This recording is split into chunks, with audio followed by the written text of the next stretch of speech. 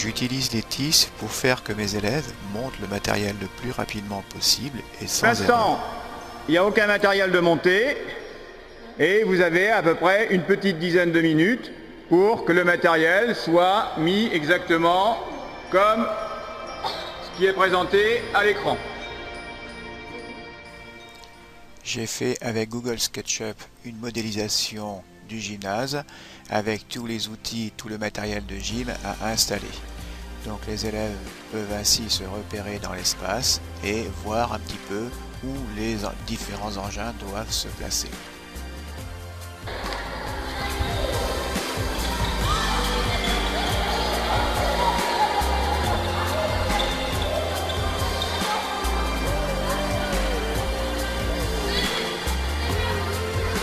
Alors c'est plutôt fort, hein.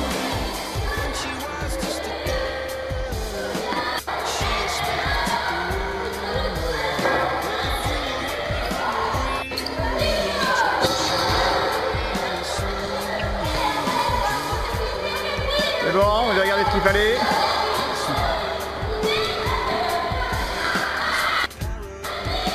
Il est où le gros truc? Quel gros truc?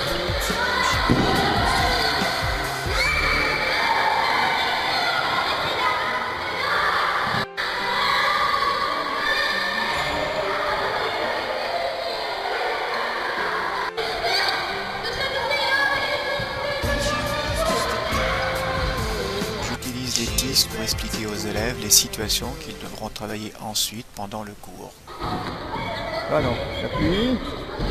Voilà, regarde le saut de lapin. Donc, saut de lapin, saut de lapin, saut de lapin, saut de lapin. Et là, il faut écarter les jambes à la fin. Donc,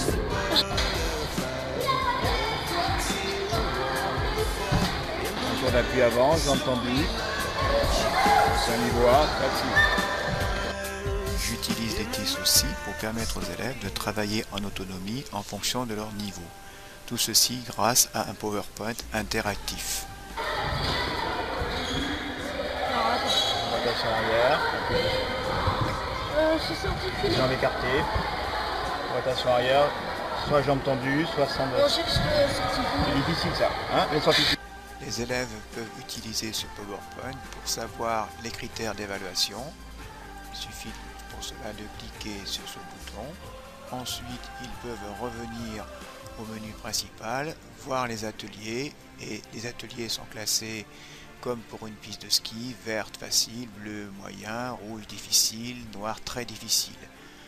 Un exercice de niveau vert par exemple.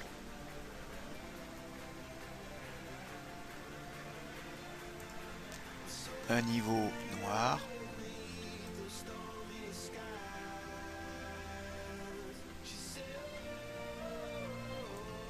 Les élèves peuvent ainsi travailler en autonomie en fonction de leur niveau.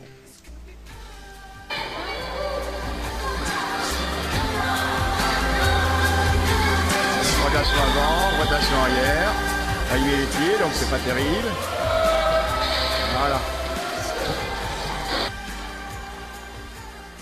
J'utilise les TIS aussi pour permettre aux élèves d'avoir un retour immédiat photo ou vidéo de ce qu'ils viennent de réaliser et de pouvoir ainsi corriger à la répétition suivante les placements corporels mal réalisés. Alors, est-ce que ces jambes passent au-dessus de la ligne rouge? Est-ce que ces jambes passent au-dessus de la ligne rouge?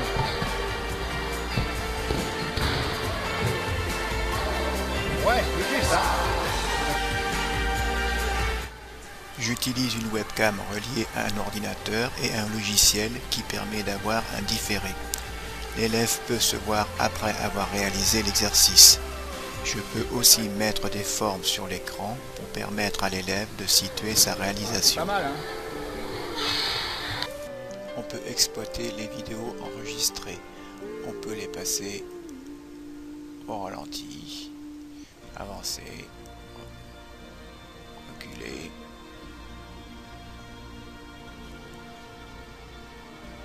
On peut mettre des lignes, des repères.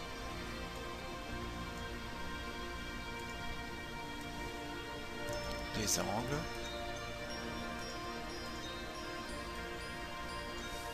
Tous ces repères étant destinés à permettre à l'élève de mieux se repérer dans la compréhension du geste à effectuer. Les TIS participent à l'acquisition des compétences du programme d'EPS, compétences relatives à la motricité et aussi les compétences méthodologiques et sociales. Les TIS permettent aussi d'acquérir les compétences du B2I et du socle commun.